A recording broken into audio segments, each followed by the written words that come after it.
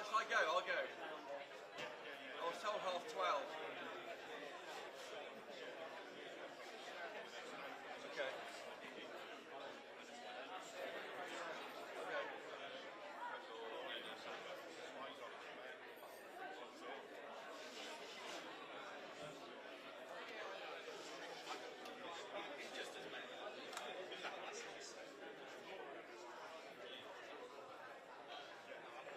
My laptop, the car. Where's your car? You need to I get to see it. When you go and get it, you get it. Yeah, it's in the bag, yeah. Don't worry. Where to sit anywhere. Really like it. Yeah. Are you enjoying your life, by the way? I'm enjoying I'm saying goodbye to you. I'm enjoying life. So far. Yeah, well, I think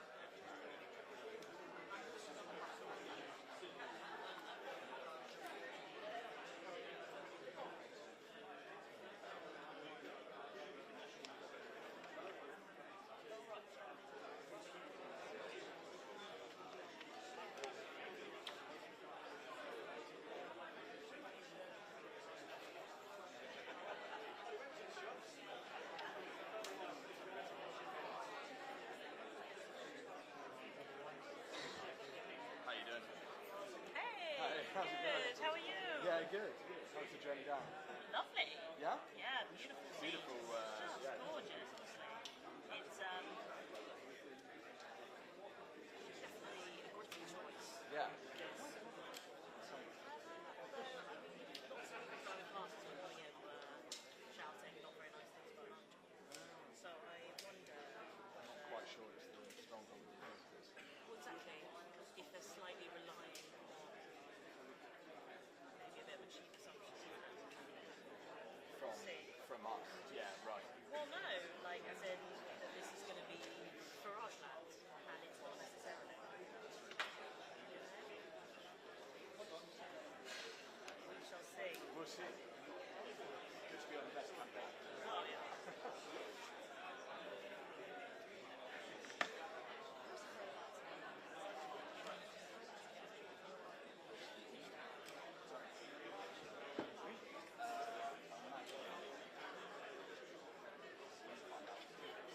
What's going to happen here?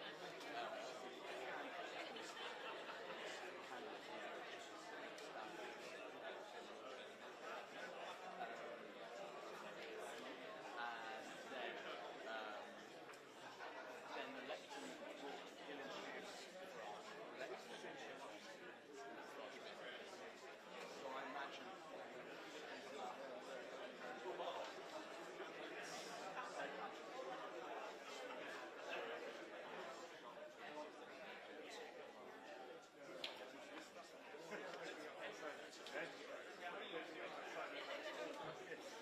I know. You're very much right. Yeah, sorry. I'll put us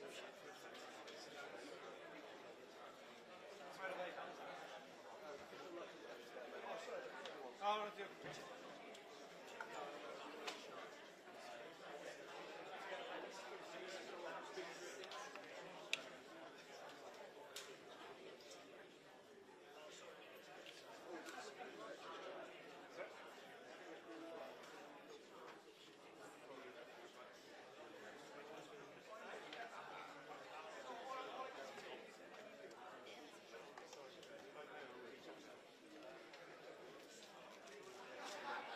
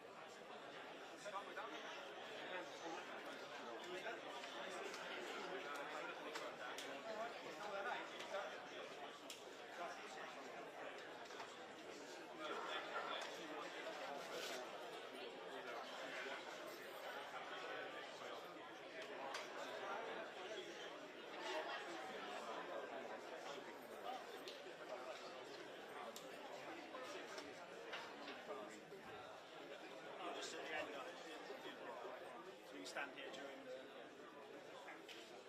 Okay.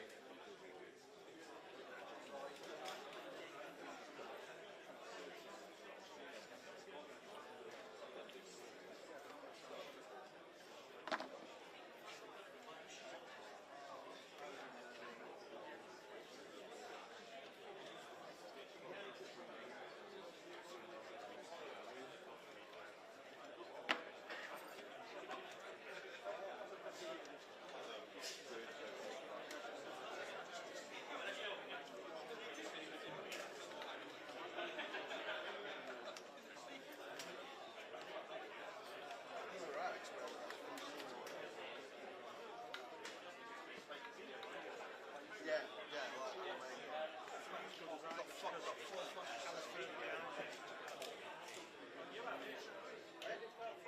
Oh no, I was at Anime on the weekend, and I used to really enjoy my Taxation. Birmingham.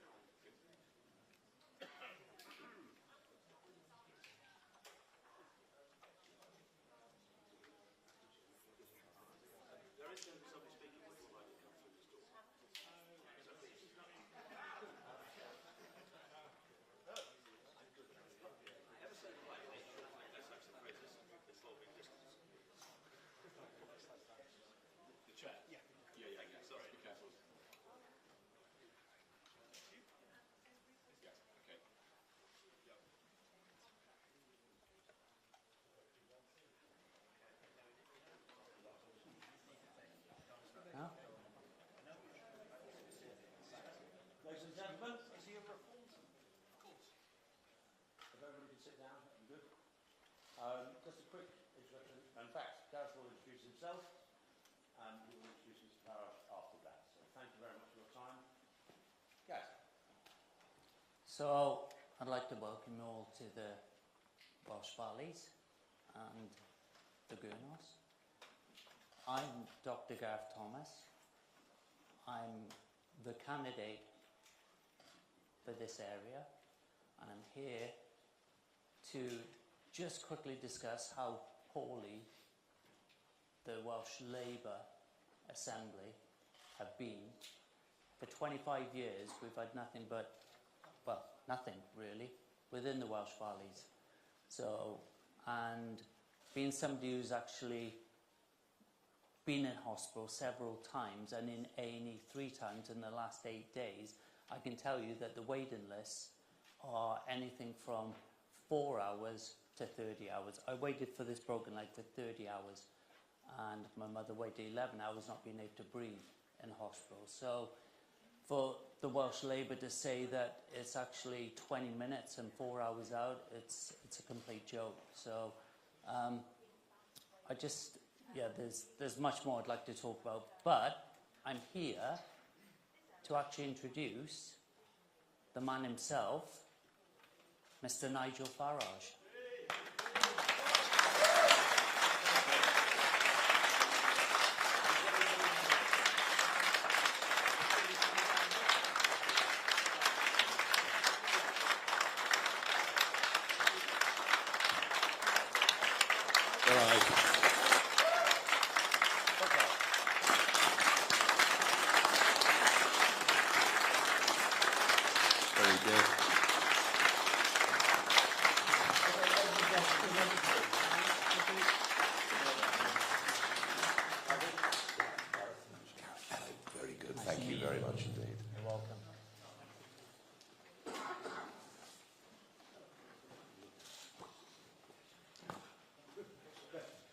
Good afternoon, everybody. Well, guess who's back? Back again.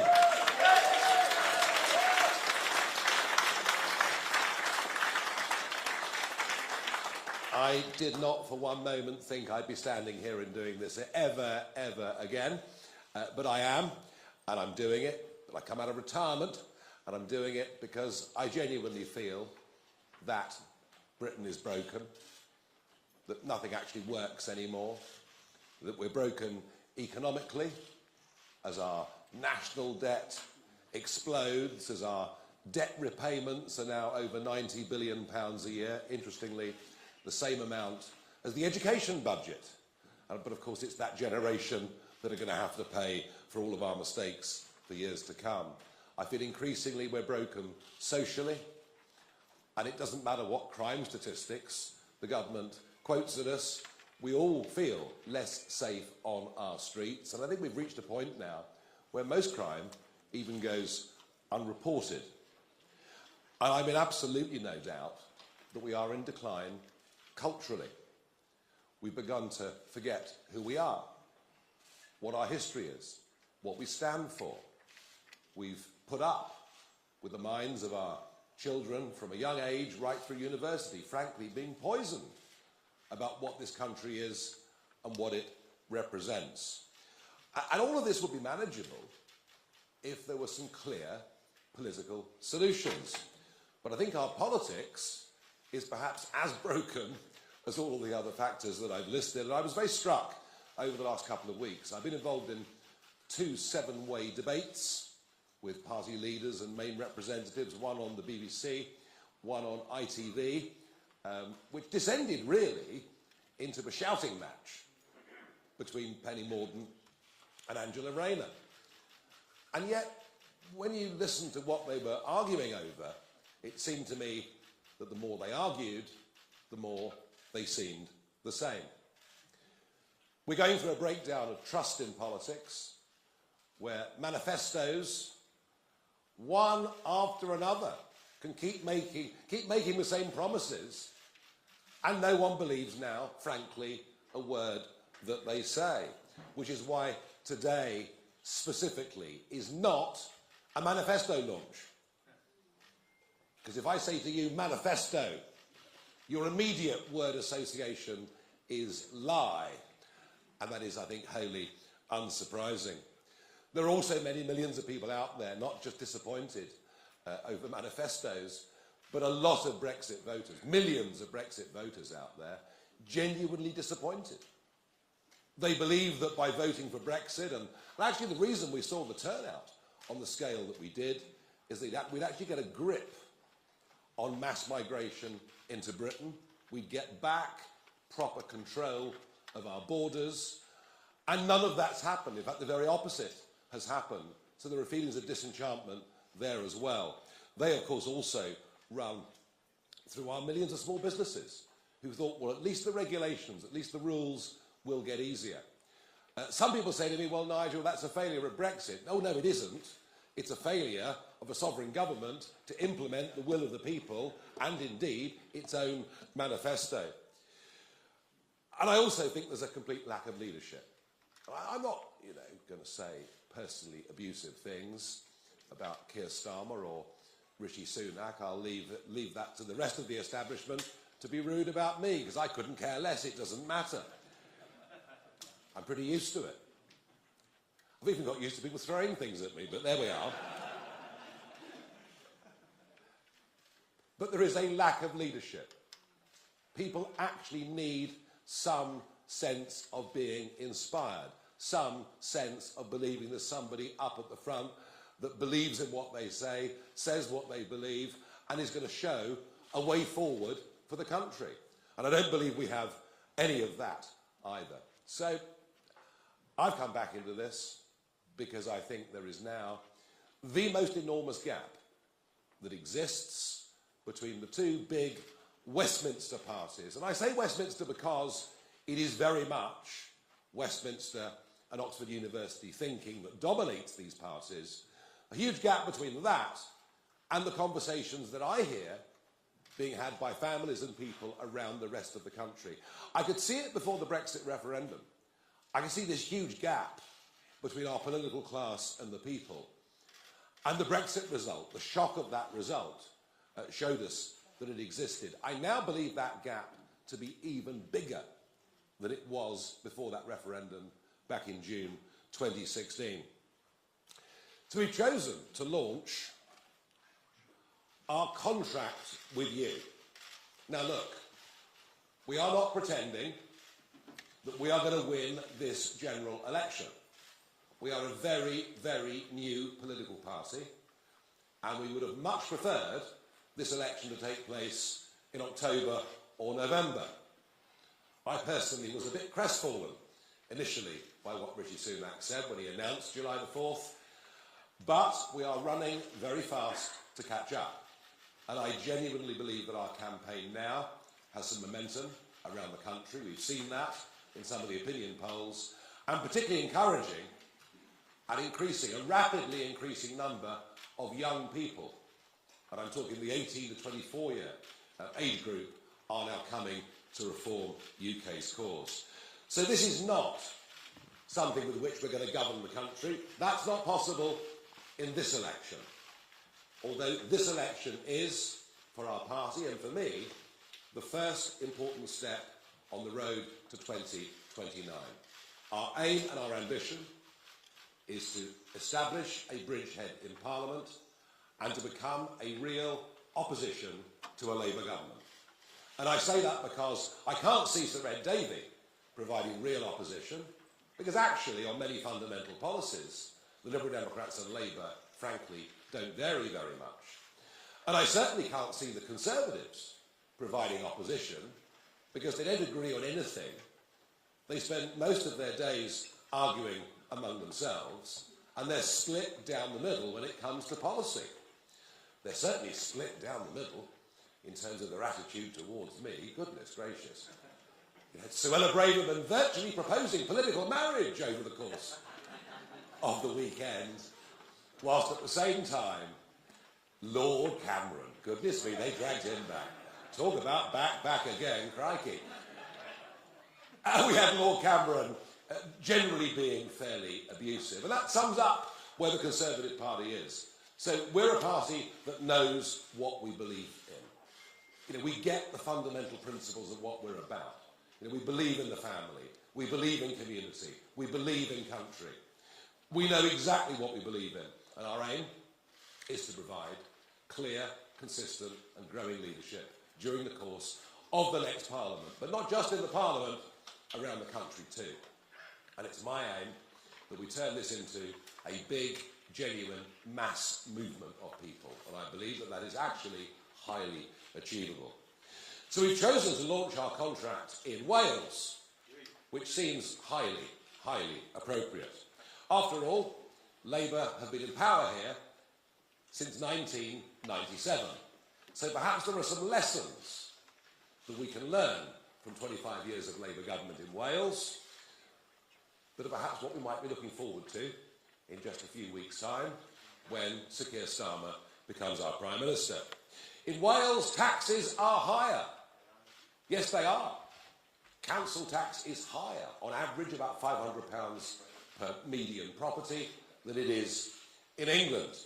Interesting, isn't it, that when the question is being asked of Starmer and others on council tax in England, they preciously little to say. So the people in Wales pay more taxes, and spending per capita is higher in Wales than it is in England. There's more money being spent on you, on public services, than there is on the other side of the bridge. And it's interesting to think, isn't it, in those debates I've been in, all anybody seems to talk about is more investment in the NHS, more investment in our public services, by which they really mean they're going to spend more of your taxes. And perhaps that wouldn't matter if it led to better delivery. But the figures in Wales are truly astonishing. Gareth talked about this just a moment ago. You know, waiting times in Wales on the NHS are exactly 50% longer than they are on the other side of the bridge. Education, which has drifted in Wales rapidly in a leftward, PC, woke direction, and you can just look at the OECD tables on English, mathematics, any subject you like, you'll see that Wales has fallen further behind England. Not personally that I believe England's very good. And a Labour government in Wales reduces your freedoms, reduces your choices, ends right to buy and many other schemes which damage aspiration, particularly for young people who want to get on. And of course, the crowning glory of 25 years of Welsh government in Wales, the imposition of 20-mile-per-hour speed limits.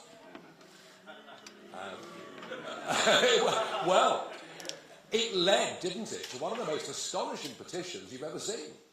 The percentage of Welsh people that signed that petition.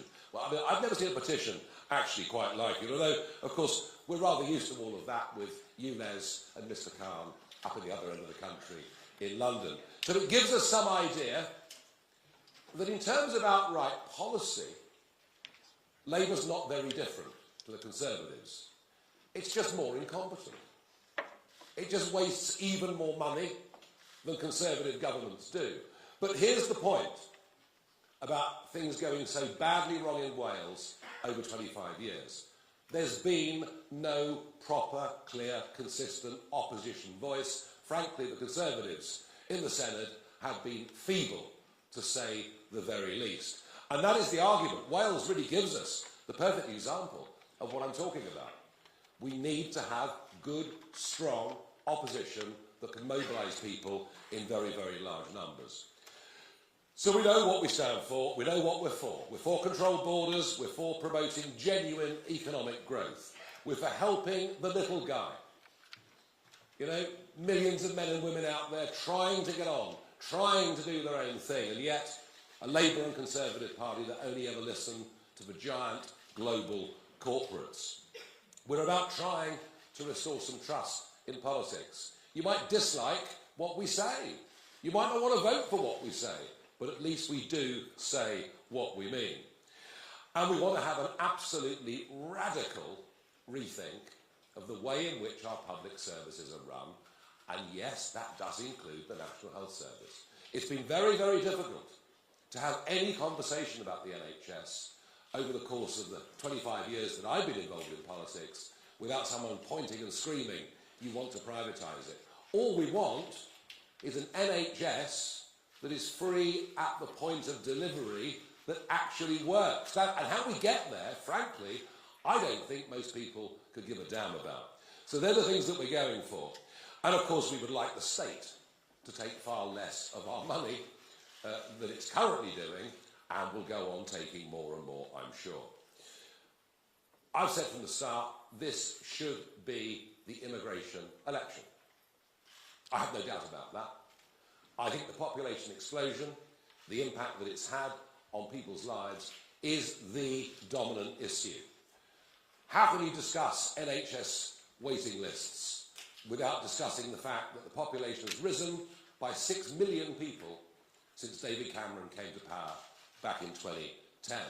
How can you talk about a shortage of housing when we need to build one new dwelling every 2 minutes just to cope with current levels of net migration. How can we talk about any of these things? So we believe this is what we should be talking about. But of course the others would rather not discuss it. The Conservatives are attempting, for a fifth manifesto in a row, to tell us they'll reduce the numbers. But then they told us in 2010 and 2015 and 2017 they'd reduce net migration to tens of thousands a year. They promised in 2019, with Brexit controls, we'd massively reduce the levels of unskilled labour coming into Britain. Well, it's running at getting on for net 750,000 a year. And when you look at those that have come and stayed, it's incredible to think that 1 in 30 people on the streets of Britain today have come here in the last 2 years alone. Never before in history have we ever seen literally anything like it. And as for Labour, well, it's extraordinary that they launched their manifesto with their 6 key priorities, not even mentioning immigration, not even mentioning the impact on people's lives. So we want to have a proper, honest debate about it, and we believe that an overall freeze on net migration numbers is what we need for a few years to help us at least try to catch up. We also have to say it's only right and proper that you only get benefits in this country once you've been here for 5 years, obeyed the law and paid your taxes. Again, these are policies that are discriminatory in favour of British taxpayers and British people. If you go to work in Australia, you won't get benefits or dental care. You'll have to pay into the system for years and obey the law. We're doing what a good, sensible country should do, recognising that the first duty of a British government is to its own people and not to anybody else. And as far as Dover's concerned, well, I was going out into the Channel 4 years ago, day after day, filming the small dinghies coming, predicting that vast numbers would arrive unless we changed policy and started deporting people who came illegally, something, by the way, that we used to do up until 2010. In the last years of the Labour government, we were deporting up to 40,000 people a year who'd come illegally. We've lost our way. And part of the reason for that is a court in Strasbourg that's become increasingly activist. They've even interfered recently with the Swiss government, telling them they have an obligation under international law to maintain net zero policies. Well, the Swiss government have decided to ignore them, but we think the only way to really fully restore sovereignty, to decide who can come in, who can stay, is by leaving that European Court of Human Rights. It is completely out of date. It's not serving the purpose for which we signed up to back over 70 years ago. But of course, this all leads on to the cost of living crisis. Rents are up by, on average, 20 to 25% across the whole UK since 2021 alone. Is it any wonder, with an exploding population, that rents are going up? So a freeze on the overall numbers would at least begin to reduce the pressure. And of course, one of the biggest bills that families face, and the lower your overall income is, the bigger this particular bill matters, it's energy. It's energy. It's whether you're filling your car or whether you're paying for your heating. And we have been following net zero policies, championed by Mrs May, enthusiastically embraced by Boris Johnson, and now being virtually copied by the Labour Party. We're pursuing net zero policies that are self-destructive. Just look at what it's doing to industry. What's happening to steelmaking in South Wales? It's going. But somehow government thinks that's good because we reduce the amount of carbon dioxide that we emit. But we don't. We just export the production of that CO2 as the goods are made somewhere else. In this case, I'm particularly talking about primary, not secondary steel. And then we import the goods back into our country. So we want to get rid of the subsidies that are paid to green energy companies by loading taxes on the electricity bills of everybody in this country, and we've been doing this now for the best part of 20 years. But we also have to try and find out a way that people can be better off. National government opposition, much of the media, seems to want to bow down to the god of GDP. Our gross domestic product rose last year. Isn't that great? Well, if you massively increase the population, it's perhaps not surprising, with more people, that the overall size of the economy would grow. But here's the key. Coinciding with record levels of migration into Britain, we have now seen 6 consecutive quarters of GDP per head falling. We're getting poorer. The mass import of cheap, unskilled foreign labour may work for your big multinational company who want as cheap a labour as possible and couldn't give a damn about the social consequences, but it's not working. And we very much want to be a party that is on the side of working people. And that is why I think this is perhaps the most transformative thing in this document, which, by the way, has been so excellently worked on for months and produced by Richard Tice. He deserves the credit for this, not me. I'm a Johnny-come-lately when it comes to this document. But I think the most innovative thing, policy that we've put out in here, is to raise the level at which people start paying tax to £20,000 a year. Why? Well, number one, it would take 7 million people out of the tax system altogether. A devilishly complicated tax system. That would be a good thing, of course, for those on low pay. Be a good thing for many pensioners, who, if they have a small private income, supplementing their state income, are being dragged into the tax system. Not a very good policy for local accountants, obviously, because they love the complexity.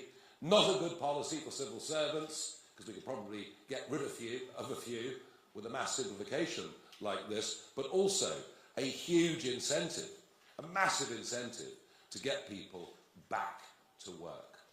And I'll talk a little bit more about that right at the end. We also think inheritance tax. And it depends where you live and what property values are, and this is not as relevant here as it perhaps is in the home counties. But, you know, an average semi-detached house in South London is now, when the parents die, attracting, inheritance tax. This was never designed for people in the middle. It was always designed for those at the upper income scale. So we go to £2 million on an estate before anybody paid inheritance tax. So simplification matters to us. But it's wealth creation. You know, Labour have launched their manifesto talking about wealth creation. But I didn't see a single thing in there that would create wealth. And that is because our political class is stuck in the global corporate mindset. I saw this in 20 years in Brussels, where it was the influence of big businesses with their lobby that dominated the way, totally dominated the way that politicians thought. This sort of unholy triumvirate, if you like, of big business, big banks and big politics. And we genuinely are on the side of the 5.5 million men and women out there running their own small companies, acting as sole traders, who feel government is their enemy. And it's their enemy whatever the colour of the rosette. Just look at these crazy IR35 rules. How difficult they've made it for self-employed people right across the United Kingdom. Think about what they did to corporation tax last year, putting it up by 30%, and being surprised that many small and medium businesses now don't have as much capital, perhaps, to reinvest, or as much incentive to make profit as they had before.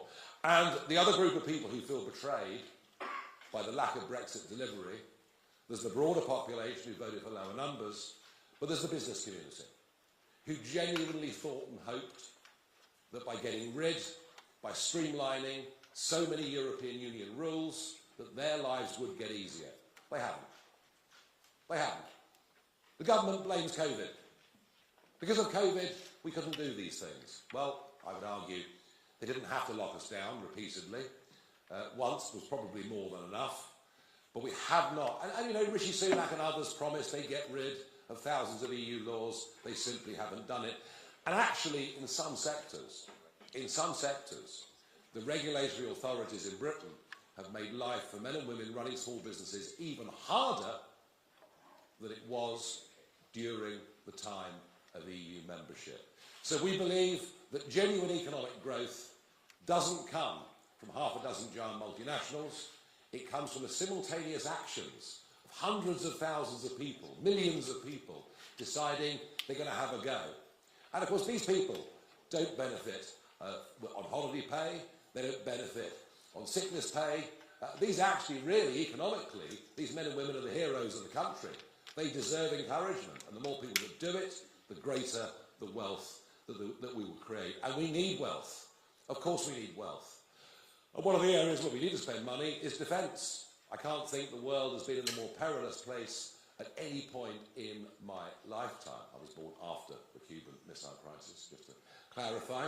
Only just. And frankly, this balmy idea of saying we're going back to national service, oh no we're not. All we're going to do is take 30,000 young people and at vast expense give them a year's training. What we ought to be doing is saying, look, there were 100,000 people in the army in 2010, there were 72,000 people in the army now. Let's not recruit 30,000 part-timers, let's actually recruit 30,000 people full-time to be in the services, and a similar principle, of course, would apply across the Navy and the Air Force. And in terms of expenditure, look, we think government should push on to 2.5% and then 3% of GDP as quickly as they possibly could. I think we've neglected defence very, very badly. Now, in terms of our public services, be it policing, be it prisons, be it the National Health Service, there's certainly a radical cultural rethink that needs to go on. I've been fascinated going around the country in the last couple of weeks, talking to people, parents particularly, about their real fear of knife crime. Growing fear of knife crime. And this is not from the 18 pluses, it's going right down in the teenage years. And we have no doubt that an approach to policing such as stop and search, and don't worry if you're called prejudice or you're doing something wrong, actually you'll save lives. We're going to have to get much tougher on low-level crime. And I mean shoplifting. I mean, can you believe it? You can all go out and shoplift, it's fine. Up to £200 you can nick and no one's going to prosecute you. So I think a different approach culturally across crime and policing. And with the big one, the NHS. Look, what we are going to campaign for is a genuine radical rethink. You know, we all grew up loving the NHS, being deeply grateful for the NHS. It was there and a fantastic thing. And I've been trying to make many of these arguments, actually, I've been trying to make for well over a decade, that we have to have a rethink. And I think perhaps back in 2015, when I led a different party in a general election, perhaps I was just a bit ahead of the curve. Perhaps I was saying things that people didn't want to listen to. But I get the sense that they are listening now. We are not getting bang for our buck, and there's a growing level of disenchantment that the health service simply isn't fit for purpose in the way that it, and not just the way that it used to be, the way that we want it to be. So let's look at other funding models. Let's look at how the French do it. Let's be radical in our thinking. And my final point's on benefits. Now, it's quite easy for those in work and working damn hard to say lazy scroungers on benefits. It's the sort of conversation you hear in the pub. But actually, there are a lot of people on benefits who do not want to be on benefits. They want to go back to work. But the system massively disincentivises this. Because if they work for more than 16 hours a week, they start to lose the benefits, and they'll lose more benefits than they'll earn in going out and getting money. There is a trap, a benefits trap. And that isn't good for people economically, and it certainly isn't good for people psychologically. And that is where raising the level at which we start paying tax to £20,000 a year really, really matters. This is something that would make work pay. That would make a massive difference to our societies, massive difference to nearly every one of our communities. And of course, for those on benefits, who see it as a holiday, quite extraordinary, isn't it? That you would have an online consultation and be signed off on the sick with depression. And that, by the way, I'm not knocking those that genuinely have mental health issues. Of course I'm not. But what I am saying, it's ludicrous that that can happen with an online consultation. And we want to make it clear that for people that are thought to be fit and able-bodied, once they've had 2 offers of a job, if they don't take one of those jobs, they lose their benefits. And I think, again, that is something that working people would agree with. That outlines the broad principles of our contract. As a party, we're unashamedly patriotic. As a party, we believe that British history is a great thing and should be taught properly and with fairness and with balance. But as a party, we're radical. We're radical in terms of the way we want to change public services. We're radical in terms of the way the education system in this country needs to operate. We're radical in terms of our simplification of the tax system. We're radical in terms of our view on issues such as the electoral system, the House of Lords, our right to a referendum. And you can be both. You can be traditional and radical at the same time. Because we're proud of who we are, but we feel at the moment politics and government isn't fit for purpose. We want real, genuine change to give us a better, brighter and stronger future. And I promise you all, this is step 1. Our real ambition is the 2029 general election. But this is our first big push. I've been back in this job for a couple of weeks.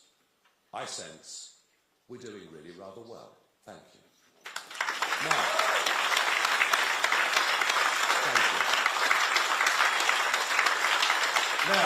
thank you.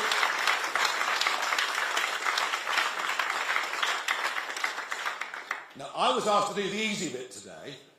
I was asked to give you the vision. I'm Mr. Nice today. Mr. Nasty is Richard Tice today, who's going to tell you what taxes are going to go up and where the savings are going to come from. Richard, thank you.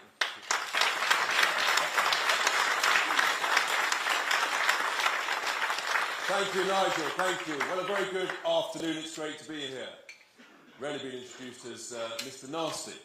So, all these bold plans, and they are exciting, and they are attracting huge appeal out on the stump. Something's going on out there. It's quite remarkable. Word is spreading about Reform UK, and as Nigel just touched on, some of these key policies are really gaining ground. So how do we pay for them? Well, I talked about some of it last Monday. But here's the thing.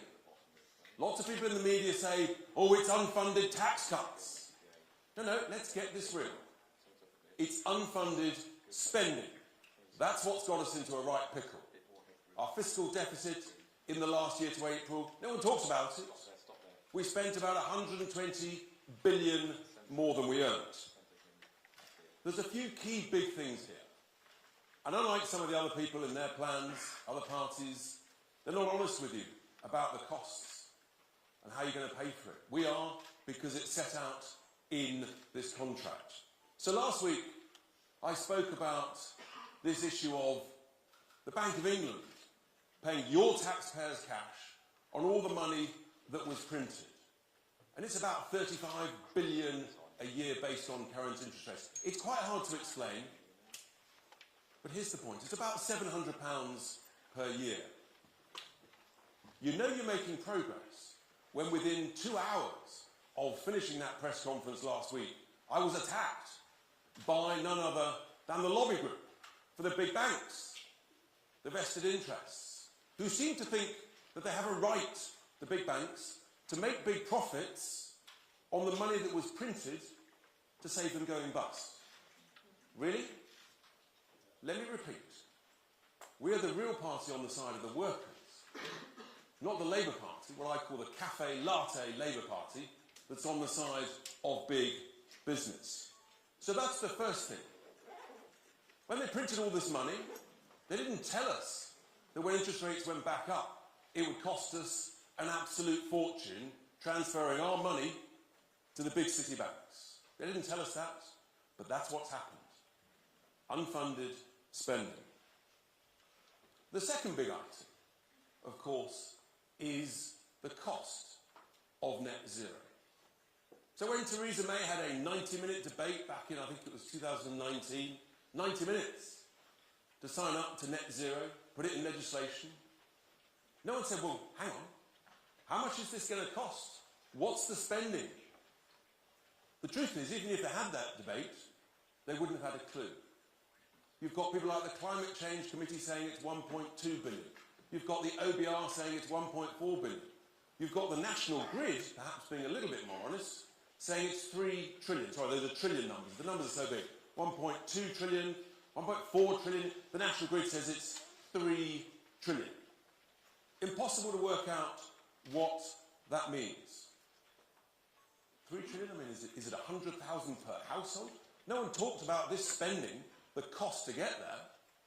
Apparently it's going to save the planet and therefore the cost is irrelevant. Really? This is real money. This is real cash. And it's all of our cash.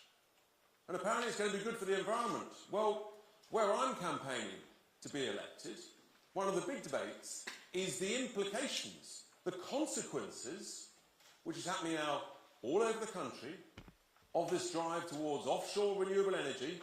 But you've got to transmit that electricity. How are we going to transmit it? Oh, I know. Big 50-metre pylons going hundreds of miles across the English countryside. How's that good for our environment? And who's going to pay for it? So all those who voted for this, they didn't tell us that, did they? They didn't tell us how much it would cost and how much it would blight the English countryside, our environment. How's that good for the environment? We reckon that if you scrap net zero, then the saving to the taxpayer every year for the next 25 years would be in the order of £30 billion per year. What is that? That's about £600 per adult. That's what that is. 600 quid per adult. So 1,200 quid for a two-person household every year, after tax. This is real money, it's your money, and they didn't tell you. They deliberately misled the British people about the cost implications of net zero. And as Nigel quite rightly said, all you're doing, you're not reducing global CO2, you're just shipping it somewhere else. And we're the mugs that are paying for it. And it's got to stop. And we're the only party that has the courage to say, this is unfunded spending, it's costing us a fortune, it's not going to save the planet, and it's got to stop. 30 billion a year. Now the third big item, and again some of the press will attack us, one of the mainstream broadcast journals, newspapers this morning tried to do an analysis of some of these costs. The thing was though, because they didn't want to actually tell us the truth about these numbers, they just talked about it in generalities. But we all know taxes have gone up to record levels, and yet the quality of the outcomes of public services has declined. That can only mean that we're spending money badly. If taxes had gone up and the quality of public services had improved no end and waiting lists had dropped to zero, you might say, well, money's being spent well. So when I talk about waste in public services, waste in public spending, particularly in things like the NHS, I always get contacted within a couple of days by nurses, anaesthetists, surgeons, doctors who say, Richard, thank heavens, someone is actually telling it as it is. The waste is everywhere. It's extraordinary. And I've got a very simple slogan. It's what we do in business. And we come from the world of business. We're fixers, we're sorters, we're doers, we make things happen. It's very simple. You've got to cut out the waste from the back office and invest it in the front office. That's how you grow a business. That's how you improve the surplus that you make. That's how you improve the quality of your product. And that's what we've got to do with the public sector. Instead, we learn that since about 2019, there's an extra 600,000 people working in the public sector, but productivity's gone down. So we have to be honest with people. And in the same way that all of us struggling with our bills at home, we're saying, well, I've got to save 5 quid in 100. But you've still got to pay the bills, the rent, the mortgage, the food. So you've got to buy more wisely. That's what we do in business. Nigel talked about small businesses. We're all looking at our bills. And in business, you say to your spending managers, folks, we've got to cut the cost, but we've still got to provide the product. You've got to save £5 in 100. And bluntly, that's your job. And if you don't, you're fired. I know it's tough, but these are tough times.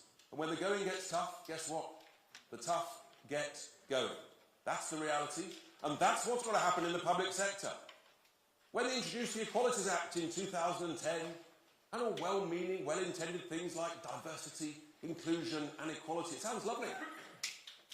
But they never told us about the cost of it, did they?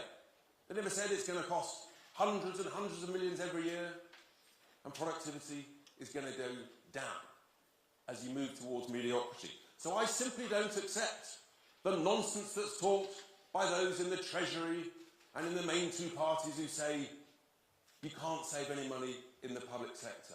It is utter nonsense.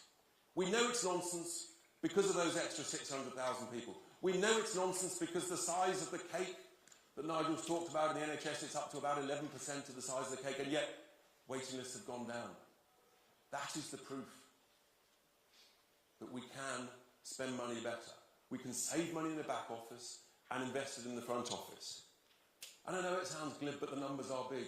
But if you save £5 in 100 in wasteful public sector spending, everywhere, the quangos, the commissions, the local authorities, the government departments, it soon adds up. It's 50 billion quid, plus or minus. These are big numbers. Per adult, it's about £1,000 a head. This is real cash with which we can completely transform the way we run our economy, and as Nigel touched on, the tax cuts, in order that actually we can make work pay, we can make businesses grow, we can encourage risk-taking. Let's remember, the biggest risk in life is never taking one. That's what small business folk do. Those are the big savings. On top of that, if we get 1 million people off benefits back into work, there's huge billions of savings. Oh, another bugbear of ours, HS2. I mean, the Prime Minister scrapped the top end. Prime Minister, well, if you're going to do a job, for heaven's sake, just do it properly. Just scrap the rest of it. Billions more there. Foreign aid. We know there's huge amounts of waste in foreign aid. We could reduce the amount we spend on foreign aid, saving another 6 billion or so every year. These are huge savings. This is a completely different way of running our economy. I believe it's achievable. We know it's achievable. That's why we put this forward. And we know the current status quo, the main two parties tinkering at the edges, there's no growth. You can't tax your way out of this crisis. We've got to grow our way out of this crisis. And this, folks, is how you pay for it. We've got to stop paying the interest on the printed money. We've got to scrap net zero. And we've got to cut out the waste in the back office of the public sector and invest it in the front line. If we do these things, then we can make this country grow again. We can afford to invest where we need to invest, in growth, in tax cuts, in defence, and all the other things in this great contract. So I commend this to you. Reform UK commends this to you. This is how we pay for it. It can be done. No one's saying it's easy. Truth is, life isn't easy. But if you're not prepared to get tough with wasteful spending, then we are heading towards a very bad place. That's what we're about. That's what Reform UK is about. And that's why Reform UK is going up in the polls. Word is spreading. People love common sense policies and a common sense approach to what we do. I commend this contract to you. Thank you very much.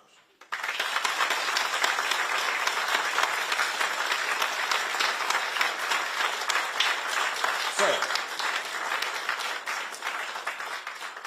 you've had the nice bit, you've had the challenging bit, and then the next plan is we're going to take some questions from the press. There are then one-to-ones.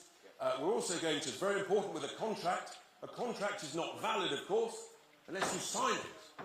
So we will be signing the contract in due course. But Nigel, let's do some questions. So, who's first in the question? Oh.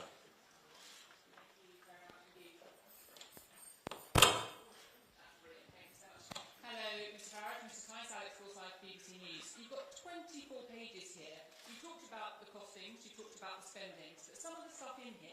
freeze on immigration, NHS waiting lists down to 0, more police officers. You accuse other parties of broken promises, but isn't this really a list of unrealistic promises, a wish list rather than a serious plan? Are you doing what you accuse others of, which is chucking out a whole lot of things that sound popular and hope you get votes that you never plan to deliver on? It is a promise. This is what we're going to campaign for over the course of the next 5 years. These are the principles, these are the issues. Richard talked about the way we can pay for things, but this is what we're going to campaign for. I said at the very start, we are not going to be in government this time round. But we are going to provide a voice of opposition, and this outlines where we're going to challenge Labour. On many of these things that we're discussing in this document, I mean, Labour don't even want to talk about these issues. So we've laid out very clearly where we stand philosophically, ideologically, on a number of things, and this is what we're going to fight for. So no, I see no inconsistency with that whatsoever. Very different, isn't it, to promising you reduce net migration to tens of thousands a year in consecutive manifestos, and they're not even trying to achieve it. Chris Oak. Bit tight, too short. Go back, Jasmine. Go back. Chris Oak, GB News. Two quick questions. You're here to target Labour. You're here in Bertha Titbill. But why not such policies aimed at Tory voters? Describe for us a typical reform voter. And to Richard Tice, on page 23, it says that you'll bring up tax to 40% of GDP more than Labour. Why is that? Or is that, am I reading that wrong? Well, hang on a second. I mean, you talk about reform voters or reform members. A very large number of reform members are former members of the Labour Party. And they've been on that journey that millions did in this country, you know, from sort of 2010 on to now. I guess Lee Anderson being perhaps a very, very good example of that. And I think actually what we're talking about here in terms of giving those at the lowest end of the income scale, or those trapped on benefits, we're trying to find some answers, some solutions, some things we can campaign for, to try and make lives absolutely the best they can be for those at the bottom of the spectrum. Now, whether you regard that, Chris, as being a Labour policy or a Tory policy, I don't know. You can take the view that it's the right policy, it's the correct policy.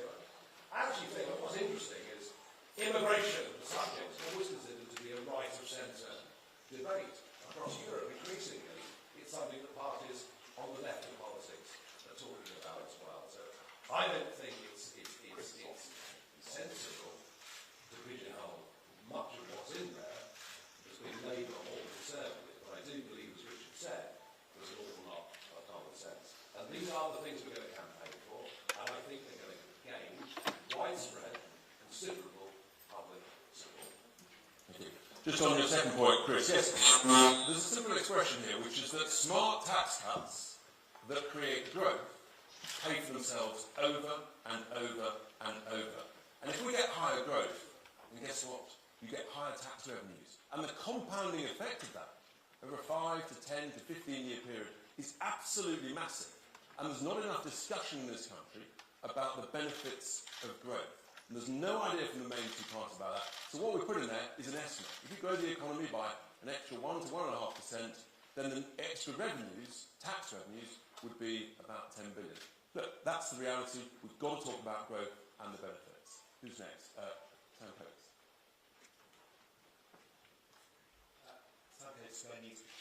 Mr Farage, in your contracts, you're proposing to spend an extra £141 billion every year.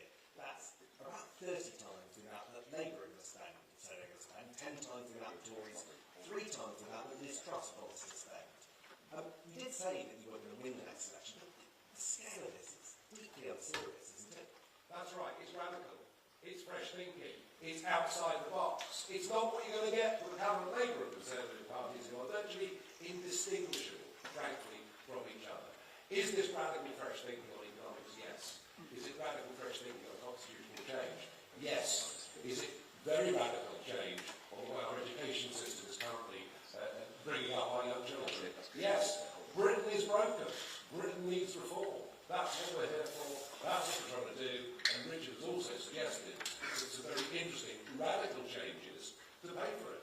We're unashamedly radical. We want change. This isn't working, and nobody has got political basically more of the same.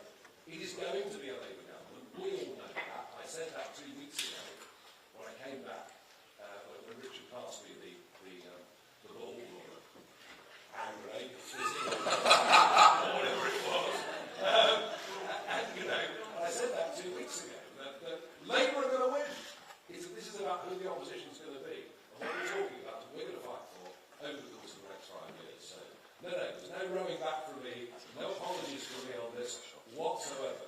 This would represent a fundamental transformational change within the British economy. But to be clear for those who are watching on the live stream, Sam, yes, there's some series of spendings, costs, but we also outline all of the savings that I've just touched on there. So it's very important that you look at both sides of the coin. It's not just, it's not working. People are getting poorer. Unless we change course, we are heading towards disaster. That's the point. Who's next? Yes. Hi, Amino from Politico. I've got a question for Mr. Farage. One of the main criticisms of you is that it's all well and good being a kind of protest voice, because it's not that hard, but governance and even leading the opposition, like you're saying you want to do, is actually a much more complex thing. It requires delicate management, it requires negotiation and compromise. Although you might not like their decisions, Rishi Sunak and Keir Starmer, they both have experience running enormous, complex organisations that require some of that compromise and negotiation. What do you say to people who might like you and think that you talk a lot of sense, but don't believe that you've got the attitude or the skill for the compromise and management required to be an actual opposition leader or even PM rather than just a protester? All right, well, look, I think, you know, we all have our personalities. Yes, of course, I'm fairly decisive. I have an opinion. Doesn't mean I don't listen, doesn't mean I don't change my mind, doesn't mean I don't respect others, doesn't mean I can't work as part of a team. And many people I've worked with in politics, I've worked with for many, many years. So I understand the point about compromise. But equally, you know, you have to have a vision. You have to have a goal. And I've had that. I mean, this time 30 years ago, I was campaigning in the Eastleigh by-election in Hampshire. All right? And I did it, not because I wanted a career, far from it. In fact, in the end, I gave up a good career because I wanted to pursue goals. I wanted to pursue things that I believed in. And I come out of retirement to do this for a similar reason, albeit it's not, as some would see it, the narrower point of self-government outside the European Union, or I never believed it was, but some saw it that way. This is about the way in which the country is run, the way in which the country is managed. So, yes, I can compromise if I need to. But I also think I've had some long-term views of politics, of society, that have been right. So, yes, I'm very confident. I'm very confident in what I say and what I believe in. And I think to give leadership, you actually need to have that. I'll take a couple more. Yes, Linda there.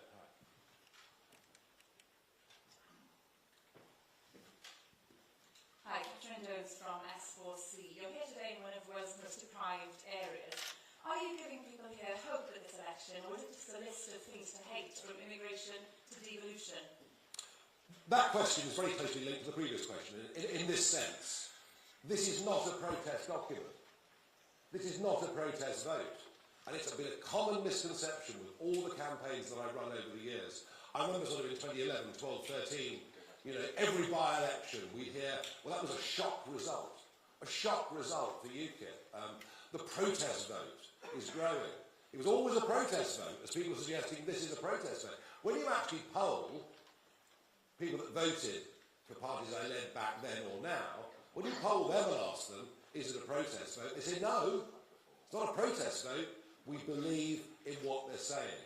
We think they've got positive policy solutions for the future. So yes, of course, we're in an area that has done relatively badly compared to many others, and we genuinely believe the biggest beneficiaries of the ideas we're outlining here will be people, and I repeat the point, trapped on benefits who don't want to be there, or on low incomes, or with energy bills that they're struggling to pay. There is a lot more here, far more here, for those at the lowest end of the income scale than there is for anybody else.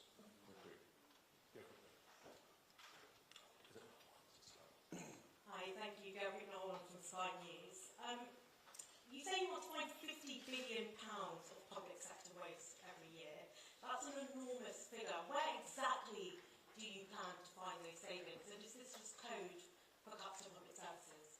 Well, cuts to public sector, I mean, frankly, they're never in the office anyway, are they? I mean, it's work from home. Pop into Whitehall a couple of days a week. No, I mean, Richard's made the point at length, eloquently earlier. If you're running a company and things are tight, you say to your managers and middle managers, right, I'm sorry, this is the way it is. You've got to cut £5 and 100. In fact, in tough times, it might be £10 and 100, or £20 and 100. And you have to find a way of doing that without affecting the product that we're selling to the public. This is not unrealistic in any way at all. And the sheer bloating, the bloating of the quangos, the bloating of the civil service that has taken place even since, well, let alone since 2016, since 2019, is just astonishing. And that's what we've had with the Conservative government. We've had big government, we've had restriction of individual choices, we've had high taxation, record immigration, and all we're going to get with Labour is more of the same. So, yeah, some of these things we're proposing are tough, but look, the accumulated national debt is now 2.7 trillion. It was just under 1 trillion when the Tories came to power. We simply cannot go on like this. We're skint. I mean, who else would dare say that in this campaign? We're skint. We're in real trouble. And the nonsense of economic argument we hear from Rachel Reeves and Jeremy Hunt never acknowledges the fact that both of them are expected to be in deficit next year by yet another £100 billion. So we're saying, let's face reality. We have to have a slimmed down public sector. We have to do that whilst maintaining services. Last question, ITV. And then we've got some one-on-ones. Yeah. Thank you very much. Harry Hilton, ITV News. You're proposing in this contract tax cuts, £88 billion worth, on a scale that might even cause Liz Truss to raise her eyebrows. And the savings that you say will pay for these are questionable. Isn't this exactly the sort of economic policy that would cause financial markets to freak out? No, I don't think it is. And to compare it to Liz Truss is wrong.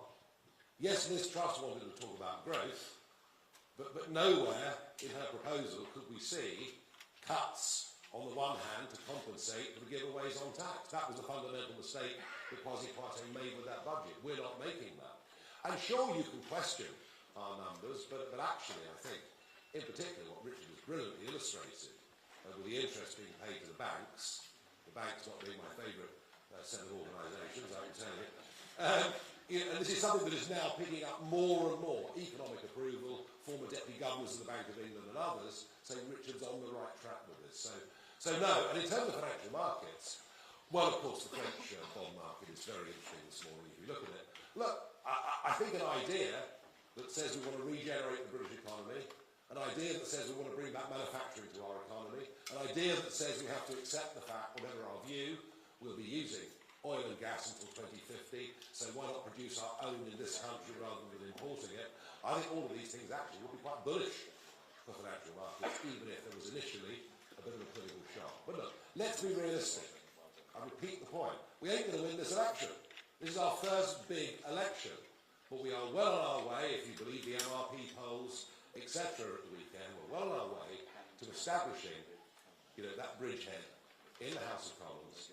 And those MPs that we do elect will actually have on their shoulders the hopes and optimism of many, many, many, many millions of people. Be in no doubt, this campaign is going well. There is momentum out there. You only have to look at things like social media numbers to realise how well we're doing with a budget that's a fraction of the others. And that's because we've got, we may be, compared to Labour and Conservative right now, we may well be a relatively small party, but we've got a very, very big message. Thank you very much, everybody. We're going to do some one-on-ones, and appreciate you all coming. We're going to, first of all, we're going to sign the contract. We'd like some candidates to come beside us, behind us.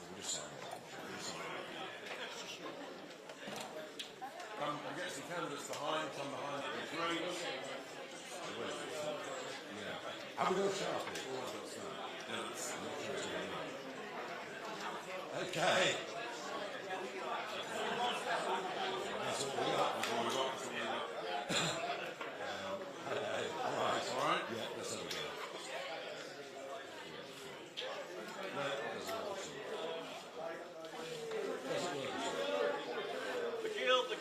Smile, Gil.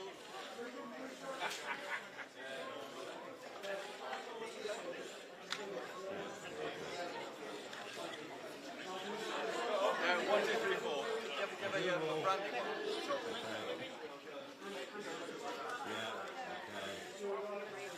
Thanks, mate.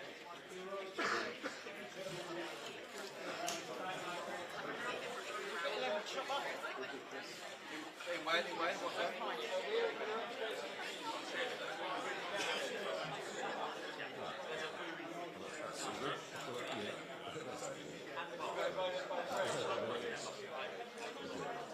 Right, okay, very good.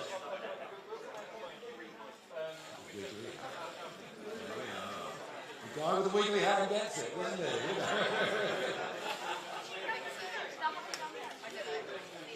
Great stuff. Very good. Thank you. Yes. Well done, nice to see you all. Oh, yeah.